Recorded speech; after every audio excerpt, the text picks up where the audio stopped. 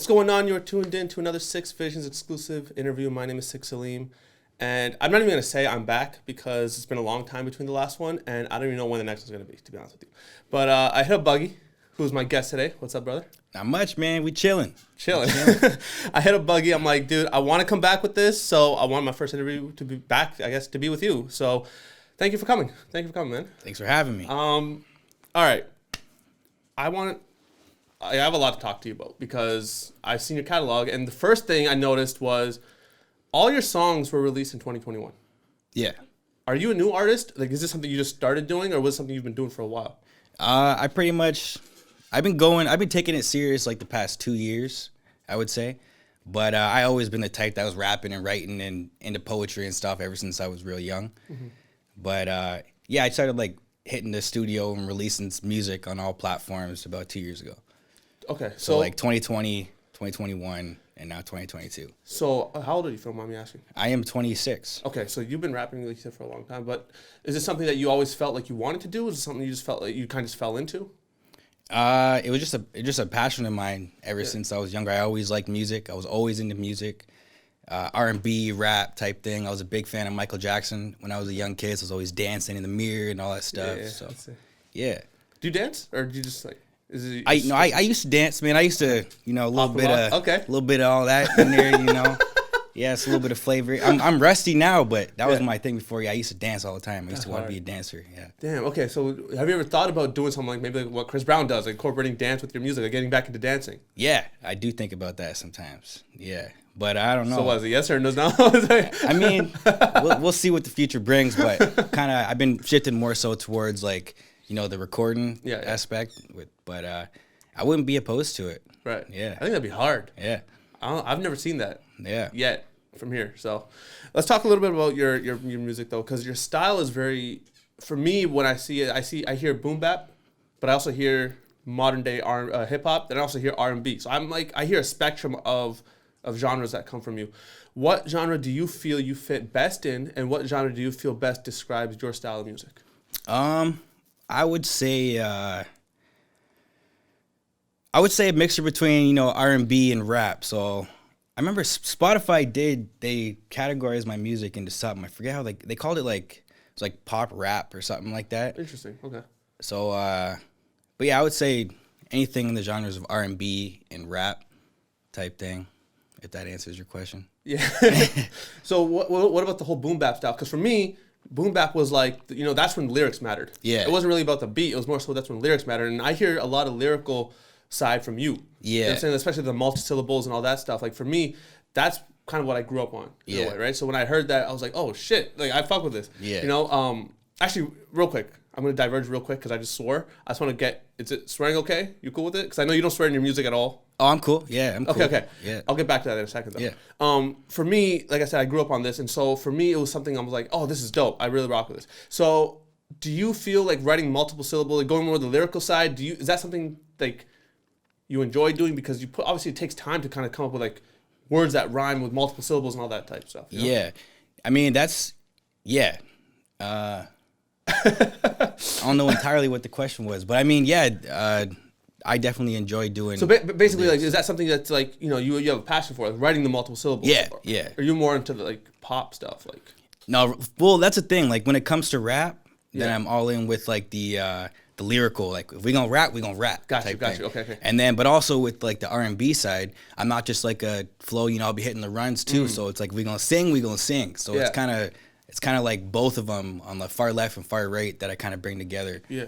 Now, did you grow up like singing in, I don't know, like with friends? Like, did you have a like a musical family background or something like that? Like, like. Well, my mom's a gospel singer. Oh, okay. So, and then same with like all her siblings and stuff like that. They grew up singing in the church. Got you. So that's kind of what I grew up listening to, is like, the gospel that they'd always be singing. So I got a little bit of like that soul that I like to bring into the music as well. There was a song on your project that had it. Let me just pull up the name real quick of the song, because I was listening to it again today, and I was like, wait a minute, that has like a very gospel vibe. Figure It Out, I believe it was. Oh yeah, Figure It Out. Yeah, it's got a very gospel vibe. Yeah, and actually I got one coming out a week from today, so I don't know when this is gonna come out, but February 11th. Okay. I got it's like a really soulful R&B type song coming out. Yeah, it's for like Valentine's Day theme type thing. Okay. Yeah. Nice. It's called My Love.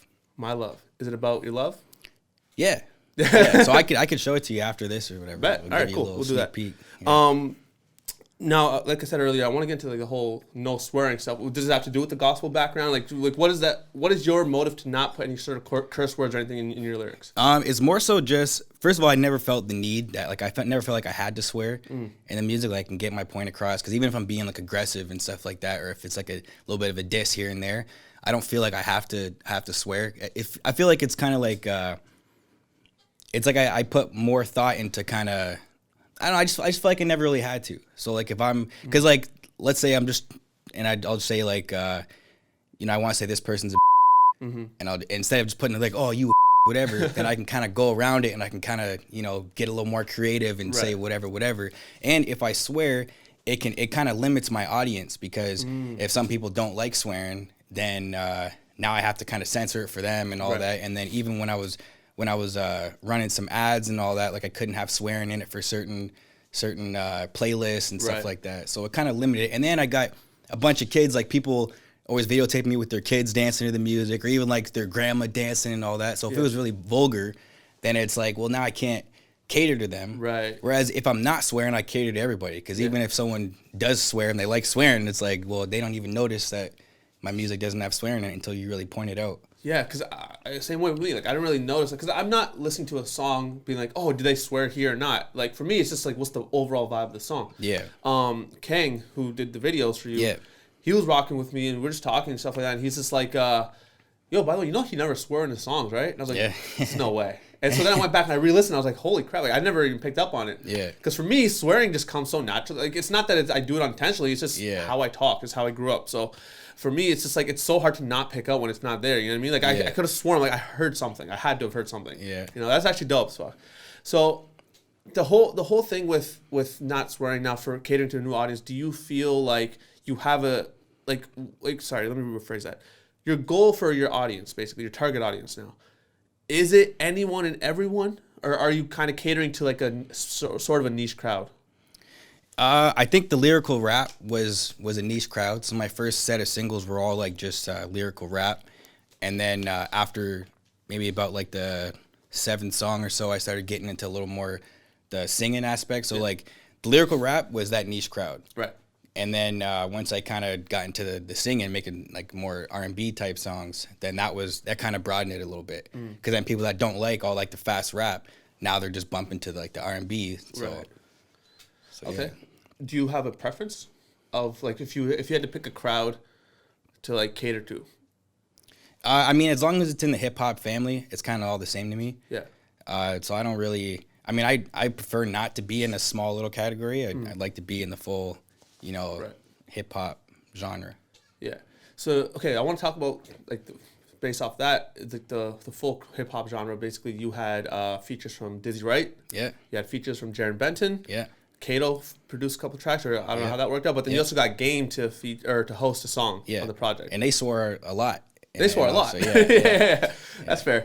Now, okay, I want to talk about that first. First of all, how did you even get them to be a part of the projects? The best thing to do is to contact their management. That's kind of what I was, like, depending on how big the artist is. So, like, with Dizzy, I was able just to reach out to him on Instagram. Okay. And we were going back and forth there. But actually, same with the Game. It was just through Instagram. Oh, shit. But with Jarren Benton, I had to go through his management. Okay. Yeah. And there wasn't, like, any complicated... They didn't be like, oh, you're not a big enough artist, or you're this. Like, how did that process work? To like, did that they have to hear the song first. Okay. And if they like the song, they go with it. If they don't like it, then they may not even respond to you type thing. Gotcha.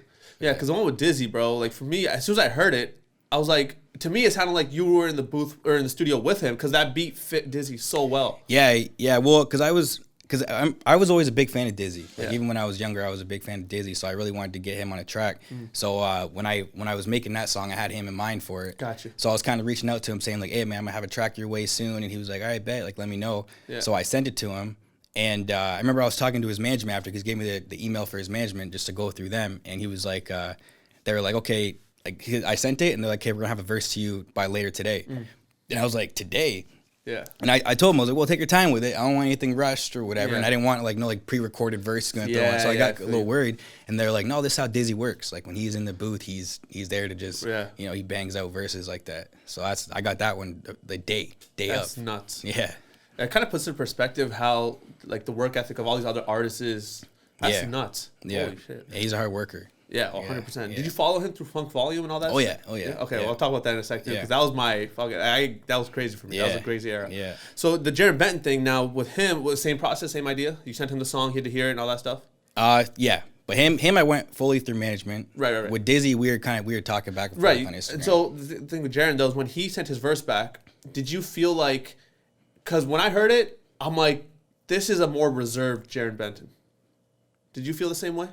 I can't say I really felt that way. I felt it like I heard it and I'm like, yeah, that's Jarren. Gotcha. Like, it's kind of like what I was expecting. And like I liked the verse. I think it was a fire verse. Yeah, Don't get me wrong. Yeah. I loved it. It was just for me because like I'm so used to him being on like the psychopathic, dark, gory shit. Okay, that's what you're talking about. Okay, yeah, for sure. Yeah, for sure that. But it was the theme of the song too, right? Like, I didn't send him a song saying like I'm a psycho type thing, right. Because he would have did his thing on that. Absolutely. But for this type of song, so he kind of just because that was for greatness, right? Sure. So I was like saying, absolutely great, yeah. Yeah, and then the games like.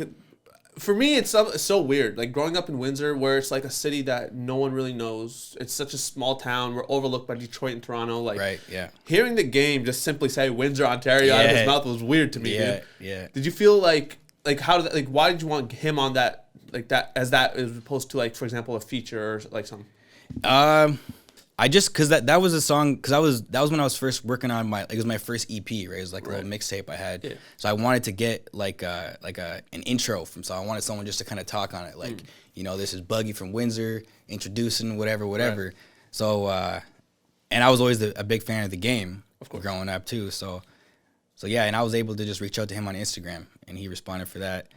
And then when doing like the features with Dizzy Wright, it also opened new doors because have you heard of a rapper named Mark Battles? No. I can't remember. He's from somewhere in the U.S., Atlanta or Chicago or something. And he reached out to me on his. He's very popular too. Right. And he reached out to me. He was like, "Hey, I heard the song with Dizzy. It was dope. If you ever want a feature by me, I got you." Okay. So I was like, "All right." So I went to the booth and I wrote something up for him and then sent it to him. Yeah. And then he sent the verse back a couple weeks later. And that one's dropping on in March. Oh, sick. Yeah. Okay. Now, did you know this guy prior? Were you a fan of his, or was it just someone at the booth? He was kind of more so like I had to look into his catalog. Okay. And then once I kind of went through it, and I was kind of like, oh yeah, like I heard this song before type thing, and then yeah. That's crazy. For me, it's so exciting to see artists do shit like this and like work with artists that even I grew up listening to and that type of stuff, right? Yeah. Let's talk about the music video aspect now. The music videos for me, like, is there a reason you started with King? Because he did a majority of your videos, if not all of them. And so, obviously, like, their style is insane. Every time I watch a video, like, even for Beast Mode, like, simply the one where, the effect where you're swinging somebody left and right, like, that's crazy to me. Like, how does that concept work for you? Like, do you approach them, hey, this is the idea I have, or do they come to you with an idea? So I approached them, for the first song, that my very first single was Ollie on the Ropes. Right. And then, and I just knew them, like, in Windsor. You know, they're making videos and they just finished St. Clair and all that. And Jazz, like his girl, he was a student of like a childhood friend of mine. His older brother was like their teacher and stuff like that. So we're kind of like, it was Mitchell Bouchard? Yeah, because I went to school with Kang. Oh, okay. Yeah. I think I don't know if Kang did too, but I know Jazz he was in his class, he was saying. Mitch was a few years older than me, so I missed his class by a couple of years. Jazz, Kang and I, we were in a few classes together. Okay, because I grew up with Mitch's younger brother. Oh, shit. Yeah. Dude, it's a small world. Yeah. Holy crap. Okay, that's dope. Mm-hmm. So then they kind of connected you like that? Yeah, so that's kind of how I heard of them. And then and Instagram and being from Windsor, so I think I had them on Instagram for a while too. So then I reached out and then...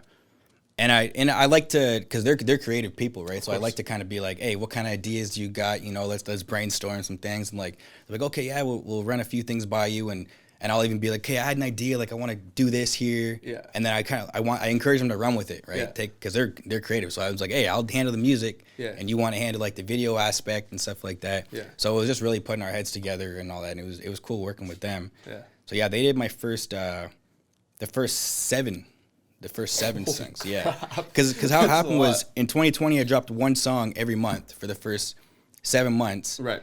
And I dropped a video for each one of those singles. Got you. And then and now I have 16 songs out, I think, and I got maybe 4 more videos. Okay.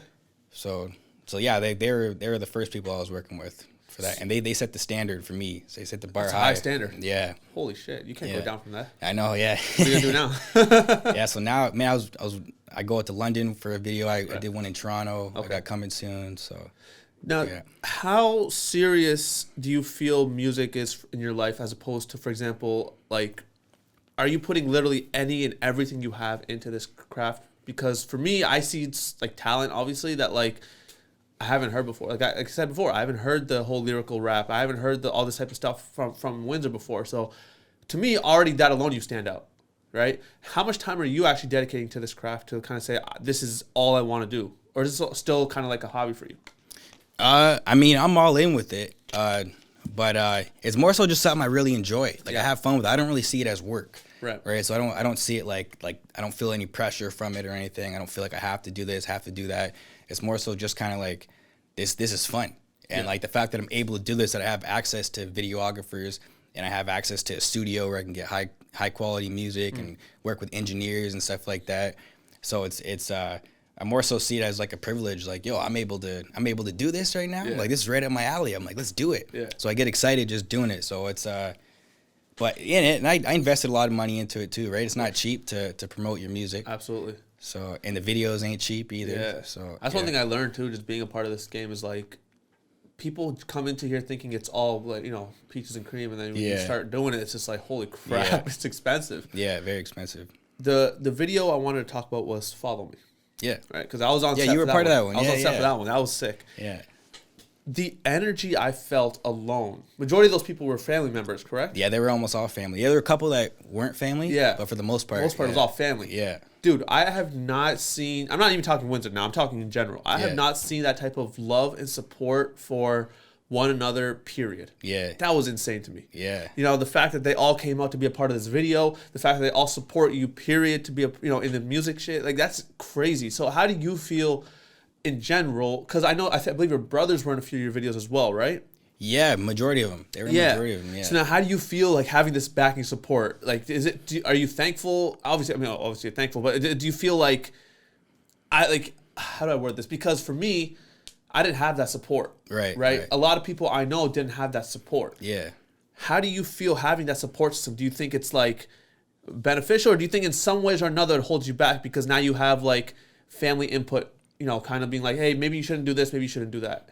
I don't really see it as holding me back because they don't really have a say in what I'm doing. Gotcha. It's kind of just I always extend the invite to them, and they're happy to be a part of it, right? Gotcha. So it's kind of like a little exciting thing because I was in Harrow, Ontario. There's probably never been a video out there. It was in the county on Drummond Road, the little dirt road, right?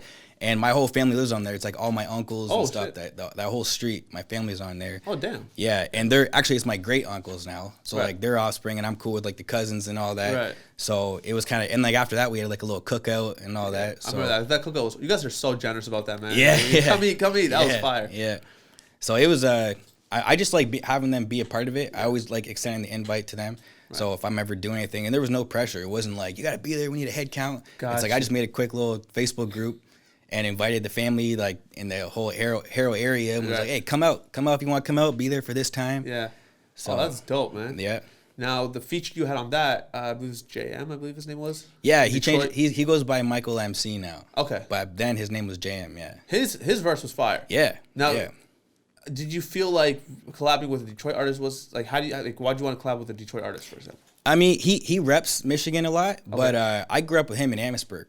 Oh, word? Yeah. Oh, yeah. He was born in Michigan. Okay.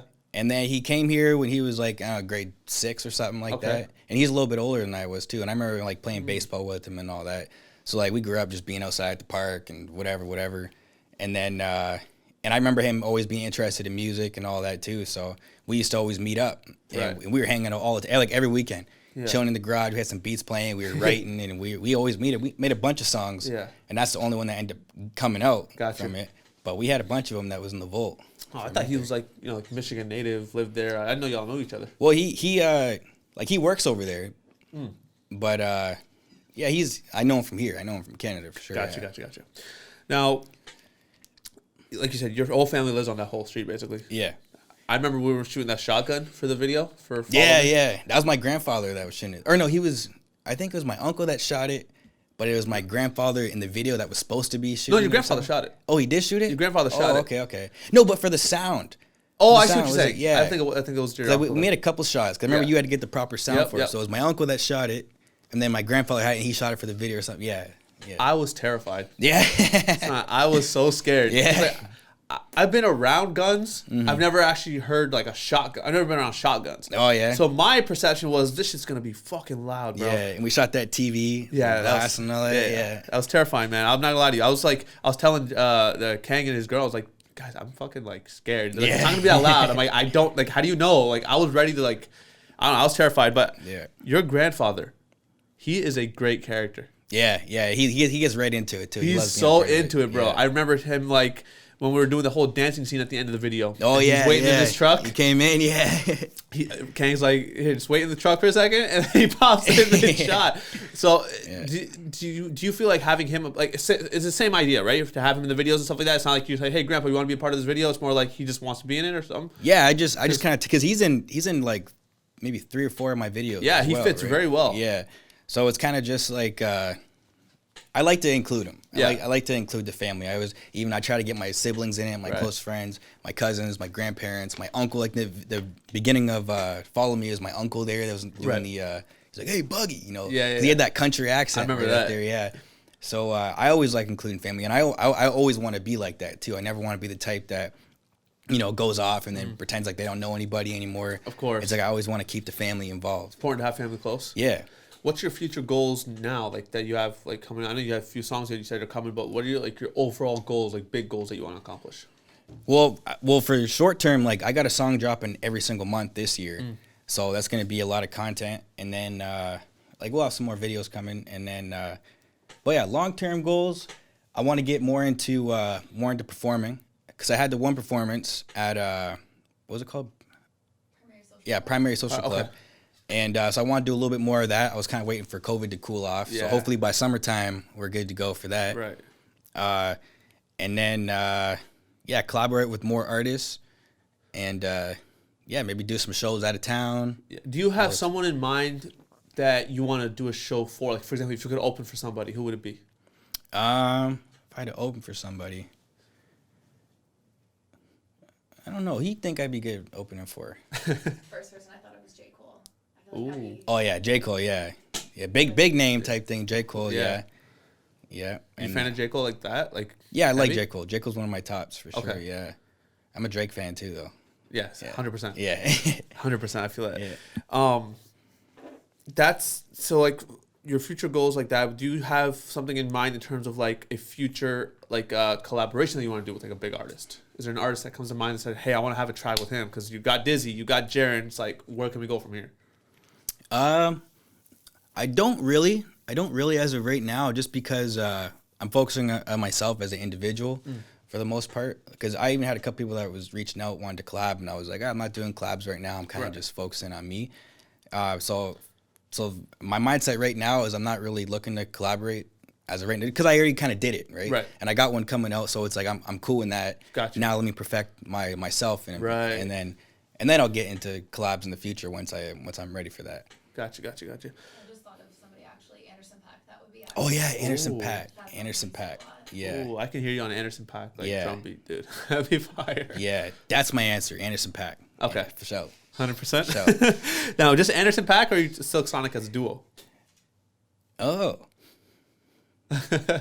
We'll say Anderson .Paak for right now. But that Silk Sonic album was one of the best albums of the year. I haven't heard the album yet. You haven't heard the I album? heard a few yet? songs here and there, but I haven't heard the album yet. It's smooth. It's a nice album. I was kind of bummed out at their, not bummed out, but like for me it was just like Silk Sonic is a weird name. I couldn't fuck with the name, to be honest with you, but the music is fire. I can't deny that. Yeah. So, all right, man. Well, I don't want to wrap just yet. I want to talk about a few more things. Now, I want to talk about your song Candy Cane. Yeah. To me, again, it has a very R&B vibe, whatever. I like when I hear the diversity between that or something like Ollie on the Ropes. Yeah. The inspiration between we'll talk about both Candy Cane and Ollie on the Ropes. I want to hear the inspiration that you had between or going for both of these tracks. Like, let's start with Ollie on the Ropes. So yeah, Ollie on the Ropes. That's all a lyrical song. There's no singing in that one. And that was that was like a serious song in my opinion. Because first of all, Muhammad Ali is like one of my greatest, like biggest influences. I would say. Did you box at all? I trained. I never had a professional fight, but I would train because a lot of my family members, they were boxers too. Gotcha. So I used to train in the summers and all that, and like I'd work out with them and stuff like that. Dope. But I was always a fan of Ali, so I'd always be in the mirror kind of dancing and stuff like that. And I always try to pick up on his style, and I always liked his confidence too, right? And yeah, so that song was like I would say a serious song, whereas Candy Cane, it was actually supposed to be like a lot of humor was involved in that, right? It was supposed to be funny. Of course. Right? So I wasn't being so serious in Candy Cane. I was kind of like, just trying to make somebody laugh in a sense. Whereas Ollie on the Ropes is serious. Yeah. Yeah. Because that, like I said, that when I heard the two, like for me, you remember when Ludacris was coming up and he had songs like Get Back and he had this little song, it was like more like, it was classified as comedy rap in a way. Yeah. Because he would like have the humor in it. Yeah, and his videos were funny. And they were hilarious, too, dude. Yeah. So for me, that's why I heard two completely different songs. You know what I mean? So that's why I just want to know the inspiration behind the two. Like, do you feel like when you're writing like these comedy raps, is it like, oh, I want like this is a funny bar to me, like I want to include this in one song, or like how does that work? I don't know. So you just kind of like randomly think of like certain things? Yeah. Like, oh, this would be a dope bar in one song, whatever. Yeah, it's just because usually I find the beat first. I find a beat that I like. Okay. And then I just start writing to it. Gotcha. Right? And it's kind of just like it'll start with a freestyle. Like I'll record myself freestyling to it, and then I'll just listen back to it and tighten up the lyrics to change this line here, move this around and stuff like that. So it's kind of just I play the beat, and then I just kind of whatever comes to me with the beat, then I just that's just what I do for it. Gotcha. Yeah. Now, before we do rap, let's talk about Funk Volume because, bro, that to me, like I grew up on that shit. Yeah. How invested were you into Funk Volume? Were you a Dizzy fan prior, or were you a Dizzy fan after? Or was it like how did that like? Were you a fan of Funk Volume altogether? I was a fan of Funk Volume altogether. Okay. Yeah. I really liked Hobson, Dizzy, Swizz, before Jarren was even in it. Right. That's when I was a fan of. Yeah.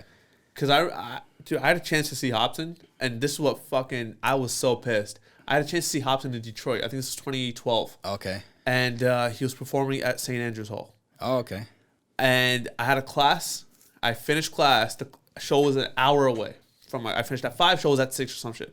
I pull up to St. Andrews Hall. He's chilling there with DJ Hoppa. They're just chilling like in the tour bus and all that stuff. Fans are outside. I'm hanging out with them. Also, I get a call from my house. My mom's like, "Hey, we need you to get your brother from school." I was like, "Are you serious?" Said he could walk. Yeah. I'm like, "Really?" She's like, "Yeah." I'm like, I'm about to attend a show. Cause I just bought the ticket, everything. Yeah. She's like, "Well, he needs to ride home." I was like, "Fuck, bro." Man. He came out. I shook Hoppa's hand. Hopson didn't come out though, and I was so fucking pissed. Oh, so you still went there though? No, they were outside. They were hanging outside for the tour. In front of the hall. Okay. Because like I was in line at the hall. Yeah. And like I was talking to other fans and shit like that, and then Hoppa came out, and like Hoppa wanted to skate. Oh. So Hoppa came out for a bit, and they were just kind of chilling. So I shook his hand, and then that was it. But I've had so many conversations with Hopson growing up. Yeah. Like when he used to do like the tiny chat sessions and shit. Oh yeah, he did do that. Yeah. So I had a lot of conversations with Hopson. He was dope. But like, did you feel like you've drawn any sort of inspiration from Hopson? Because I do hear some sort of Hopson style in your words when you go like the multi-lyrical, like when you go bars. Yeah. Like that's when I hear the Hopson influence a little bit. Did you look up to him as an artist? I won't say like that, but where he got his style from, where he says he was influenced by Eminem. So I could say I was influenced by Eminem. So I guess we kind of share like a common influencer there. Yeah. So kind of, sort of, but not directly. Gotcha. Yeah. Gotcha.